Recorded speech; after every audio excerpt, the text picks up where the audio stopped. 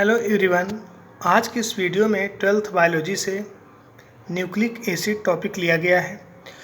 ये जो nucleic acid होते हैं ये दो प्रकार के होते हैं, डीएनए और आरएनए। तो प्रत्येक जो न्यूक्लिक एसिड होता है, चाहे वो डीएनए हो चाहे आरएनए हो, ये तीन कंपोनेंट से मिलकर के बने होते हैं, अर्थात तीन घटक से मिलकर के बने होते हैं। इसमें से पहला घटक होता है पेंटोज शुगर, जिसको पेंटोज शर्करा कहते हैं। दूसरा होता है नाइट्रोजनस बेस या नाइट्रोजनी क्षारक कहते हैं। जबकि तीसरा जो होता है वो होता है फास्फोरिक एसिड, और थर्ड होता है फास्फोरिक एसिड। तो हम यहाँ पे सबसे पहले देखते हैं पेंटोज शुगर के बारे में। पेंटोज शुगर को पेंटोज शुगर इसलिए कहा जाता है क्योंकि इसमें कार्बन की संख्या 5 होती है, और डीएनए में जो पेंटोज शुगर पाया जाता है उसे हम लोग डीऑक्सीराइबोज कहते हैं, और आरएनए में जो शुगर पाया जाता है उसे राइबोज शुगर कहते हैं। तो यहाँ पे हम देख सकते हैं डीएनए में डीऑक्सीराइबोज शुगर होती है। इसका फार्मूला होता है C5H10O4। इसका ये स्ट्रक्चर दिखाया गया है, और इसमें सेकेंड कार्बन पर हाइड्रोजन ग्रुप होता है, यानी कि हाइड्रोजन पाया जाता है। जबकि अगर हम आरएनए में आए तो आरएनए में जो राइबोज होता है, यहाँ पे सेकेंड कार्बन पर हाइड्रोक्सी ग्रुप पाया जाता है। यही डिफरेंस दोनों में मेन होता है, क्योंकि डीएनए में एक ऑक्सीजन कम होता है तो सेकेंड कार्बन पर एक ऑक्सीजन कम हो जाए तो हाइड्रोजन रहता है। जबकि आरएनए में क्या होता है कि 5 ऑक्सीजन होते हैं तो यहाँ पर एक एक्स्ट्रा हो जाता है।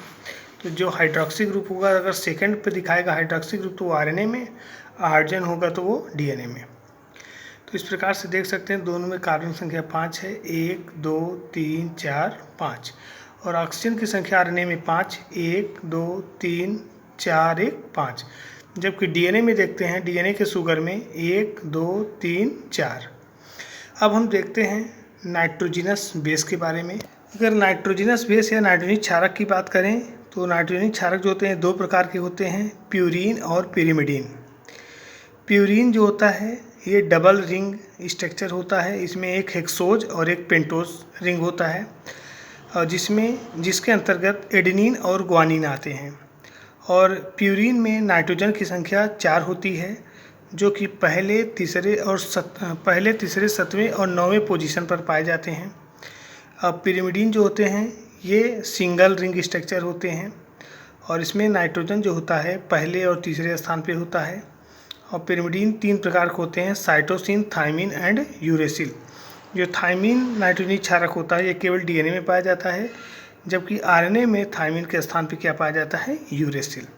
अब हम प्यूरीन के स्ट्रक्चर देखते हैं। तो प्यूरीन के स्ट्रक्चर में सबसे पहले हम देखेंगे एडेनिन। तो एडेनिन पर क्या होता है कि 6वें नंबर पर एमिनो ग्रुप पाया जाता है, और यहाँ पर पहले तीसरे 7वें और 9वें पोजीशन पर नाइट्रोजन प्रेजेंट होता है।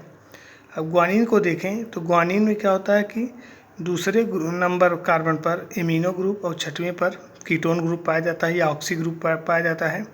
इसमें भी नाइट्रोजन संख्या 4 होता है, पहले पर, तीसरे पर, 7वें पर और 9वें पर। तो इस प्रकार से देखें जो प्यूरीन है, प्यूरीन यानी कि एडेनिन और ग्वानिन, तो ये हो गया एडेनिन और ये हो गया ग्वानिन। ये डबल रिंग स्ट्रक्चर होते हैं, एक हेक्सोज और एक पेंटोज।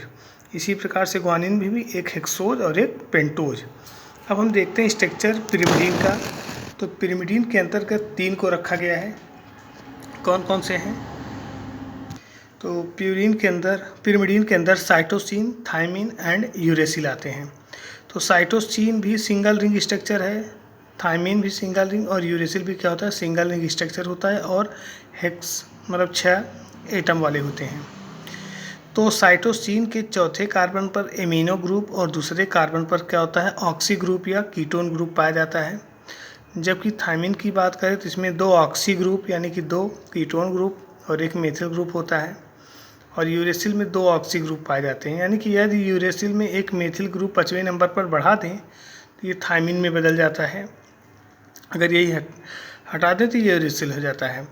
तो इसी प्रकार से ये थायमिन का जो दूसरा नाम होता है, सेकंड नेम, 5 मेथिल यूरेसिल, यानी कि यूरेसिल के 5वें कार्बन पर अगर मेथिल लगा देंगे तो थायमिन में बदल जाता है।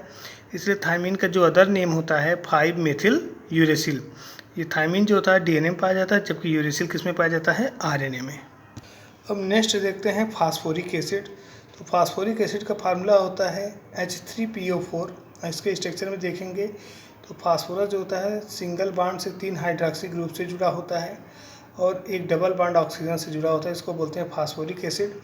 जब ये कंबाइन होता है तो फास्फेट आयन के रूप में प्रेजेंट होता है और ये तीनों हाइड्रोजन रिमूव हो जाते हैं और माइनस चार्ज आ जाता है।